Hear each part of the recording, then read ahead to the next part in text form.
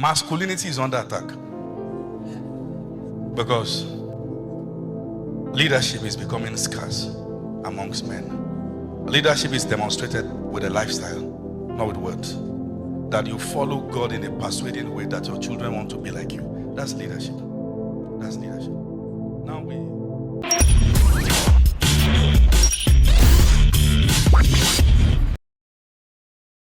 masculinity is under attack because leadership is becoming scarce amongst men. Leadership is demonstrated with a lifestyle, not with words. That you follow God in a persuading way that your children want to be like you. That's leadership. That's leadership. Now we go online and see girls and talk about sexual life and what they've done with their body online. And they know that when it's time to settle, they will not struggle. And the good ones struggle. They know that because they know that we are in the era of foolishness amongst men. What's left of them is testes. They are gone. That's what's left. They are gone. It's the era of foolishness. See, people come in church and get angry and say, pastors this, pastors that. And they are online. Say, I can die for Machala. I can die for Davido. And they come to church. It's when it's church matters, they vent. You are not a man. You're just a boy who needs to be trained and taught. Are you still there? Or should I round up? So let me balance it. There are girls who deserve to be single all their lives. The Bible said it is better to dwell in the corner of a house than to be with a contentious woman. This girl has no capacity for peace. Trouble, fire, everywhere, born. No respect, no regard, nothing.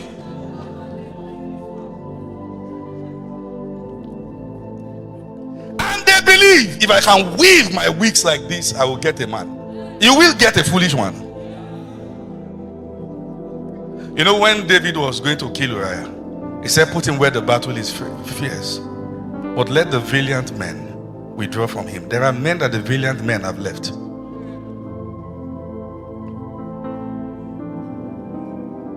Be careful.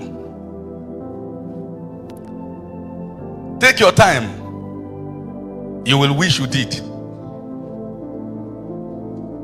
Take your time. Take your time and prepare yourself. Now, listen to this. Waiting is not just the passage of time. Waiting is a process of building. That it's been 5 years since the last man asked you out doesn't mean you are waiting. You might be decaying. Just getting bad and worse. Say here. I choose to wait correctly. Now I asked you a question while I was teaching this before. That if anybody marries you now, has the person been favored or judged? Now hear this. Hear me. The answer to that is not in screaming, but by what you make out of your spouse. There are hunters and there are gardeners. There are people that the last phase of a girl's beauty is her wedding day. From that moment going forward, she begins to shrink and depreciate till she look like a witch. He will bring other women, he will taunt her, he will do many things, but she married him like that.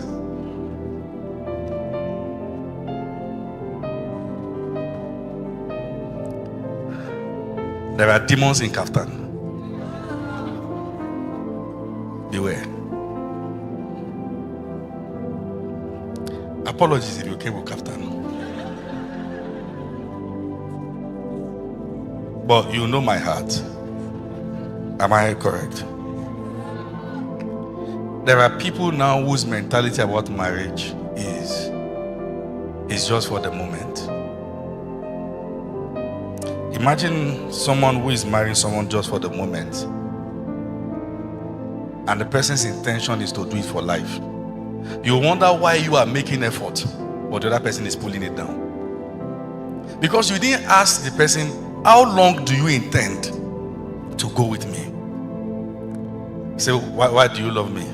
Say, that time, as you passed, and I look at you, I said, what is this?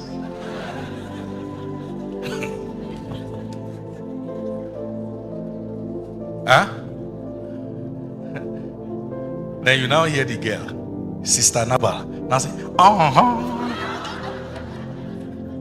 and as she said, she's shaking it. You know what she's saying? This is all I've got. That's all my assets, front and back, nothing here.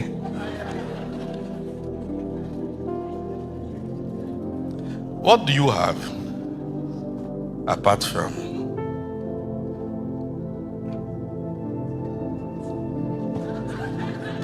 What do you have? Married mentality, not just beauty. Now, I use the word not just beauty. Yes.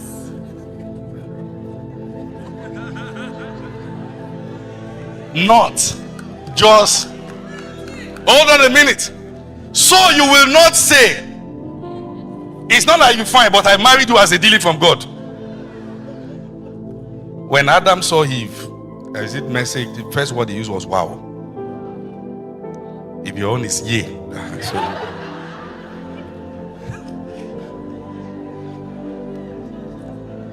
Is that okay now? Listen to what I'm saying. There are many people who felt religion pushed them to marry the person they don't love. Now we are telling you, do you love the person? Don't say, I trust God. I trust God. You know, that's why when we did the interview with the couple, the missionary couple, who said when he went after the woman, he didn't like, I had to ask them, are you saying you've done a marriage for 37 years and you have no affection towards her? So he said he came. How he came? I said they even had to decide because of the rush with which he came on what to do. You now said, you are my wilderness gift.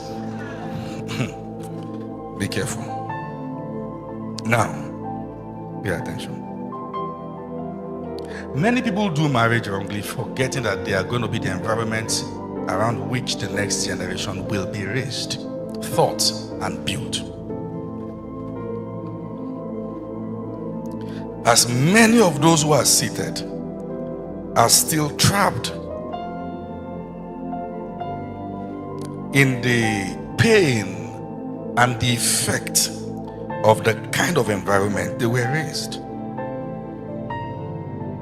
And upbringing is a very serious thing. When you try to remember growing up, what comes to your mind? How do you see your giftings? Let's start from simple things. Do you think or do you believe you are fine?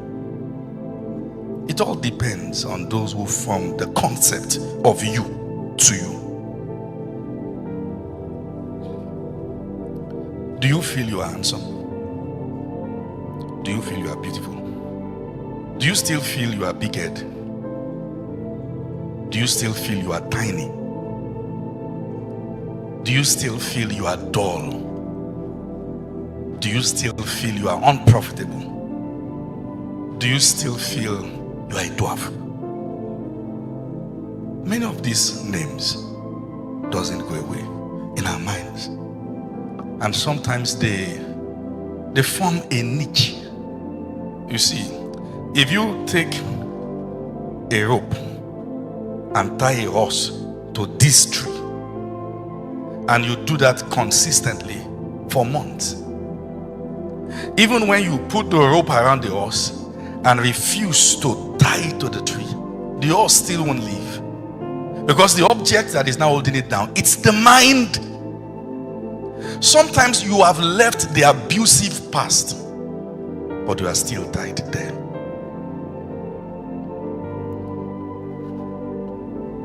You've left.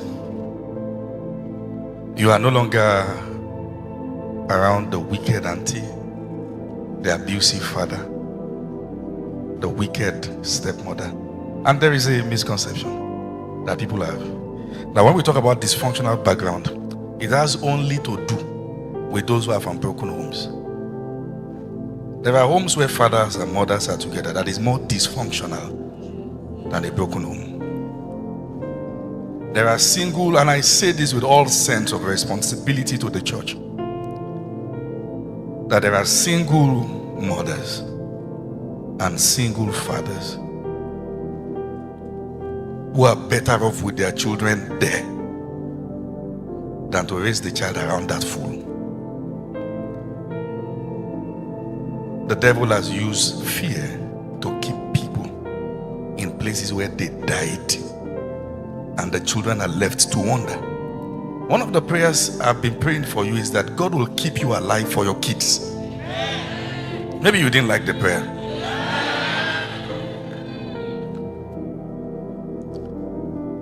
You know, one time, yesterday night, I just jokingly asked my wife, and I just said, who is going to sit with me to interview me for stories? I've listened to many experiences that I've cried with people I interview. And I said to my wife that even the most gory one can be fitted into 1 month of my experience. And sometimes you carry these things and you just see, some of us have fought through life to be able to deliver life from death.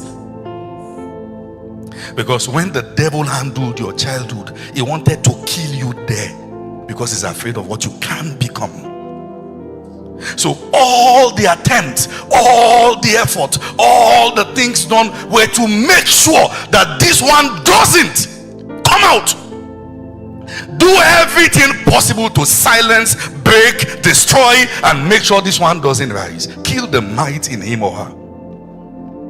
Sometimes that's the battle strategy around your childhood that you've got to understand. So you cannot cooperate with the devil to kill you at the time he wants to kill you. You've got to keep bouncing back.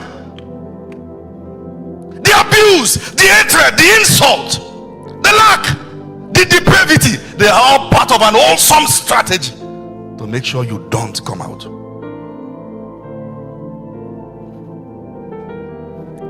The father you had who beat your mother and cheat on her, or the one who never looked back, is more of an attack on you than just that woman. It is attack by proxy. And if I can't face an arrow towards you, let me face it on an institution that you belong to. So when I kill that institution, you die in it.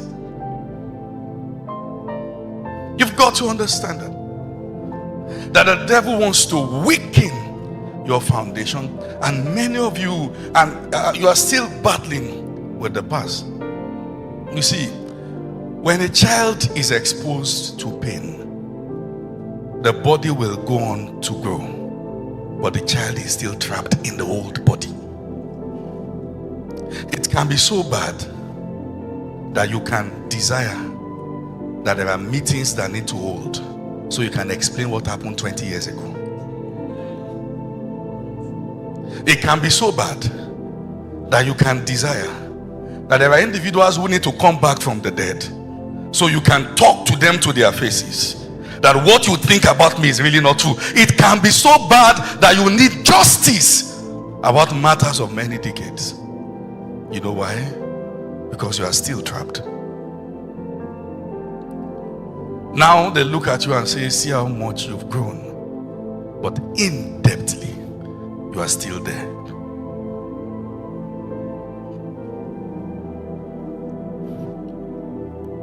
My earnest prayer is that this morning God will bring you out. I didn't hear amen to that. He will bring you out, and He will heal all that needs to be.